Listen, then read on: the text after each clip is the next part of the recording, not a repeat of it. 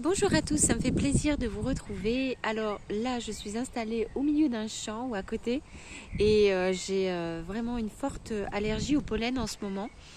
Mais de toute façon, je suis dans la campagne et je travaille toute la journée en jardin. Donc j'ai pas vraiment moyen de me couper de ce pollen. Alors voilà, c'est pour vous expliquer un peu pourquoi je parle du nez, pourquoi j'ai le nez un peu rouge aussi.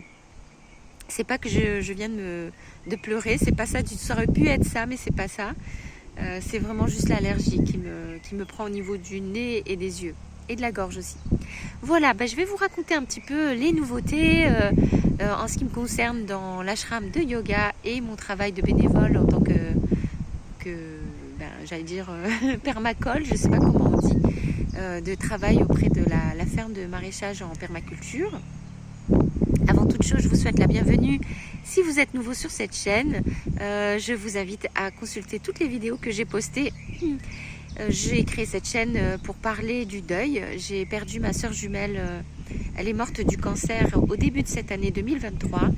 Et j'ai décidé de partager avec vous ma façon de vivre ce deuil et surtout de survivre. Voilà. Vous l'aurez compris, il y a des vidéos qui sont parfois très tristes et puis des vidéos parfois qui sont dans la joie. Parce que j'essaye vraiment de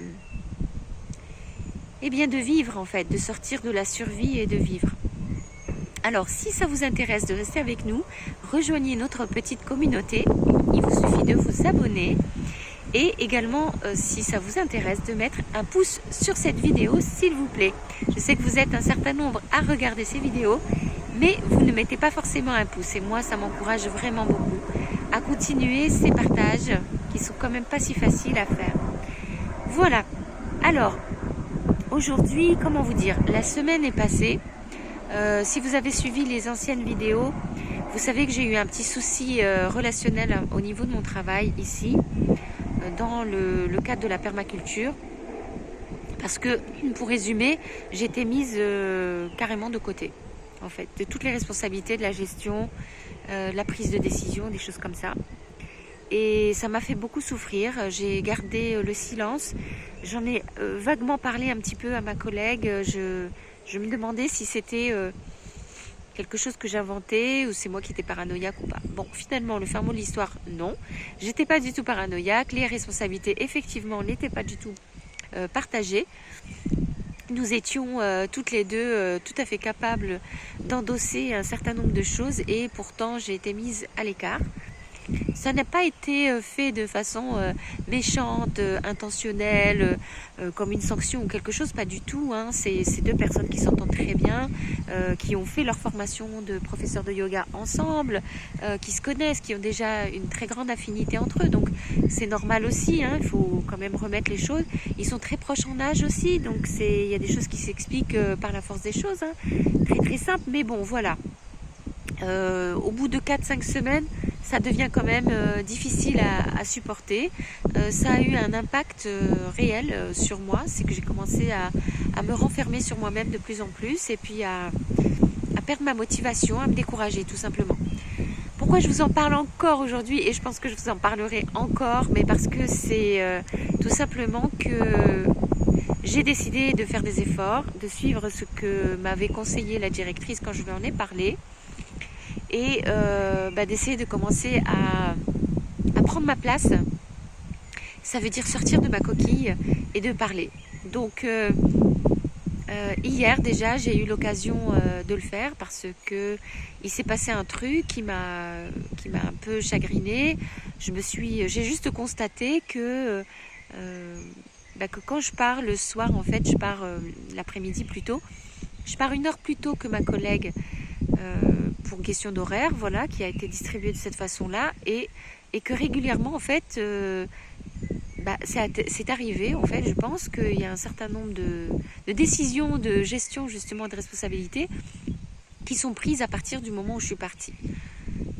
Encore une fois, parce que c'est normal, parce que c'est la fin de la journée, qu'on est en train de se projeter sur ce qui va se passer le lendemain, et donc forcément, les décisions sont prises à ce moment-là. Mais il se trouve qu'à chaque fois, je ne suis pas là.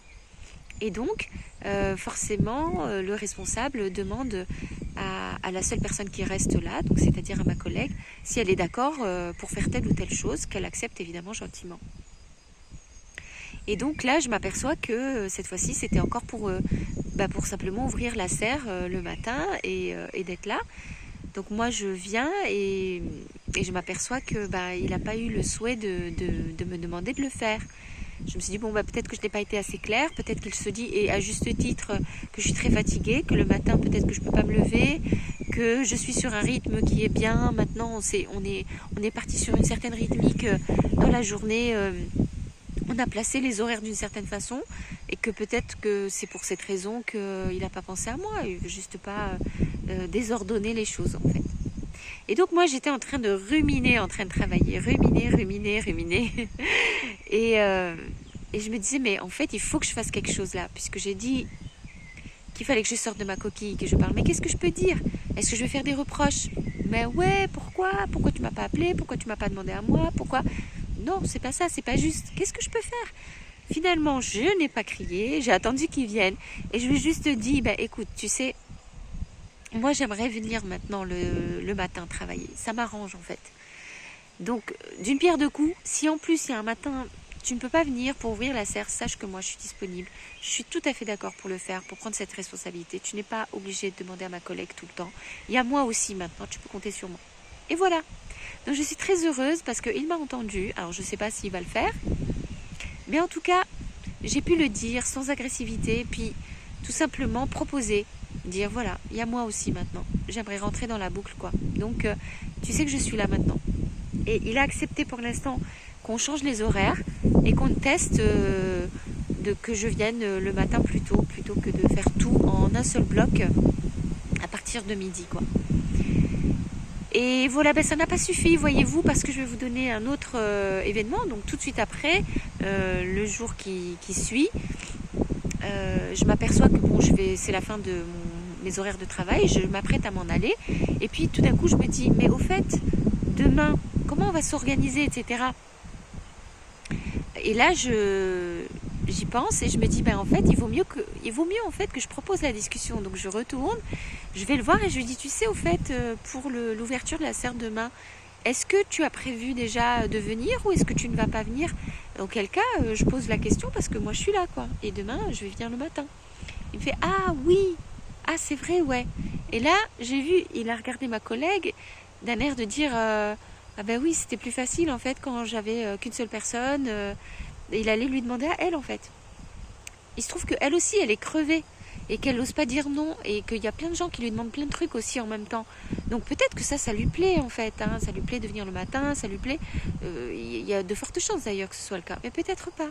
Et donc là, en fait, elle a rien dit, donc je ne sais pas vraiment ce qu'elle a pensé, mais de toute façon, on va en parler toutes les deux parce qu'on a une communication assez libre et franche entre nous. Mais j'ai bien fait parce qu'en fait, j'ai vu qu'on allait repartir en arrière en fait. Toute la semaine est passée et le même comportement est là. Donc si je n'avais pas fait l'effort de revenir et de dire, mais au fait, demain, on fait comment? On m'aurait zappé, encore une fois, on m'aurait zappé. Ce qui fait que là, il m'a dit, oui, dans le fond, c'est vrai, ça peut être ou bien toi, ou bien ta collègue. Il a dit, ce que je vais faire, c'est que je vais marquer une liste des choses à faire ce week-end, et puis vous le répartissez comme vous voulez toutes les deux. Ben voilà, mais là, sauf que c'est officiel. Ça veut dire qu'elle n'est pas obligée de prendre ses responsabilités si elle n'a pas envie. Et moi, je peux aussi m'investir un peu plus et prendre des choses, puisqu'il est d'accord et qu'on en a parlé franchement devant elle. Tout le monde est au courant. Donc ça, c'est une bonne chose, c'est vraiment super. J'espère qu'on va continuer sur cette voie-là. Après, moi, j'ai dit clairement, il y a des trucs qu'il a proposé, par exemple un arrosage à un certain horaire, où moi, je suis déjà occupée, parce que je dois m'occuper de préparer le repas, enfin les assiettes des deux prêtres qu'il y a ici. Il y a deux prêtres hindous qui s'occupent d'un temple hindou en même temps, qui est sur la propriété en fait de l'ashram de yoga. Et donc, je dois venir avant, à cet horaire-là, je dois m'occuper de préparer leur repas, pas cuisiner, mais simplement mettre en place. Et donc je lui dis franchement, voilà, là par exemple, tu peux pas compter sur moi parce qu'à cet horaire-là, je peux pas le faire parce que je suis prise déjà. Elle peut, donc si elle veut, elle le fait, voilà. Et après, moi, je lui ai proposé, je lui ai dit, tu sais, on peut le faire juste 3/4 d'heure après ou 1 heure après, moi, je suis disponible. Mais il n'a pas voulu. Il m'a dit, non, non, on va pas tout désorganiser, on va rester comme ça. Très bien. Mais au moins, l'avantage, c'est que cette fois-ci, j'ai pu en parler. J'ai pu poser sur la table, en fait, cette question-là. Et ensuite, je lui ai dit pour l'arrosage du soir, il m'a dit, ben écoute, à 17h, je lui ai dit, ben là de nouveau, ben voilà, comme ça au moins c'est clair, à 17h je ne peux pas parce que je suis au cours de yoga de 16h à quasiment 18h. Donc on a 1h45 à peu près de cours de yoga, donc 17h c'est en plein milieu, donc je ne vais jamais venir en fait, ou rarement, les fois où je vais pas aller au cours de yoga, mais ça ne va pas être un truc régulier. Donc je lui ai dit, ben là je sais pas.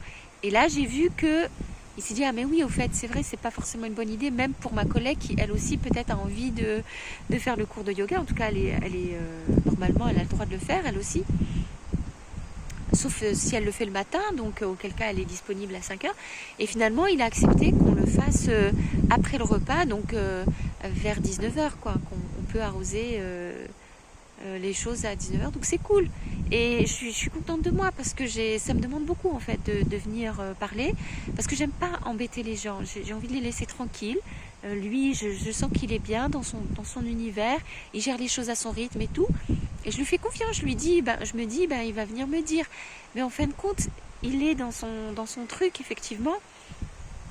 Et non, il vient pas me voir. Et non, il vient pas me demander parce que je suis pas là sous ses yeux à ce moment-là. Au moment où il prend la décision, au moment où il est en train de planifier, au moment où il est en train de réfléchir, en fait, je suis pas là. Donc il prend l'habitude de s'adresser toujours à ma collègue et c'est arrivé vraiment insidieusement dès le début. Et forcément, comme lui, il n'a pas arrêté de lui demander, elle a toujours dit oui. Et donc, ils n'ont jamais remis en question ça. Il a fallu que moi, je vienne en disant, non, ça va pas en fait. Là, vous pouvez pas continuer à m'exclure comme ça, quoi. On a les mêmes compétences. On a les mêmes capacités. Alors moi, peut-être, sur certaines tâches, je suis plus lente parce que je suis très, très fatiguée. Mais franchement, je fais tout pour gommer ces différences-là. Donc, a priori, je pense qu'il y a vraiment... Non, je pense pas qu'il y a vraiment objectivement de différence. Donc, il n'y avait pas vraiment de raison de faire ça. Donc, je suis contente de pouvoir... en tout cas, de pouvoir m'exprimer et d'essayer. Je ne dis pas que je vais y arriver, hein, parce que quelque chose qui s'est déjà installé sur 4 semaines, 5 semaines, changer les choses... C'est assez compliqué, mais je vois quand même de la bonne volonté autour de moi. J'ai bon espoir, voilà. Après, à moi de rester courageuse, de venir. J'ai l'impression d'emmerder les autres, quoi, hein, de dire moi aussi, gna gna gna. J'ai pas ce tempérament-là. J'aime bien que les gens viennent vers moi et qui au moment où ils ont confiance, où ils ont envie, qu'ils soient pas stressés, qu'ils sachent qu'ils peuvent compter sur moi. Là, ce que je fais, c'est d'aller dire bon voilà, il y a 5 semaines. Là, je finis ma 6e semaine à l'ashram, je crois. Donc là, il y a 5 semaines de travail qui ont été faites. Bon, là, maintenant, vraiment, tu peux compter sur moi. Tu peux vraiment me confier des choses. Je veux plus rester à l'écart. Je veux plus rester transparente parce que j'ai été vraiment très transparente pendant un certain temps. Ça m'a beaucoup bouleversée, hein, dans mon ego. Voilà, c'était un peu les infos que je voulais partager avec vous. J'espère que vous allez bien.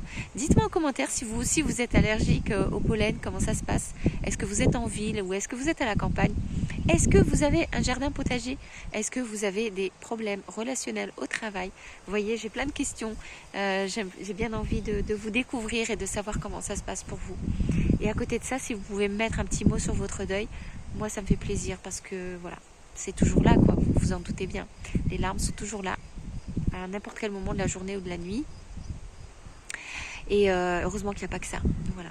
Écoutez, je vous souhaite encore une fois de prendre soin de vous. Je vais essayer de continuer à prendre soin de moi, de changer mon comportement. Si vous êtes d'accord, mettez un pouce, s'il vous plaît, sur cette vidéo. Abonnez-vous si ce n'est pas déjà fait. Et je vous dis à très vite pour la prochaine vidéo.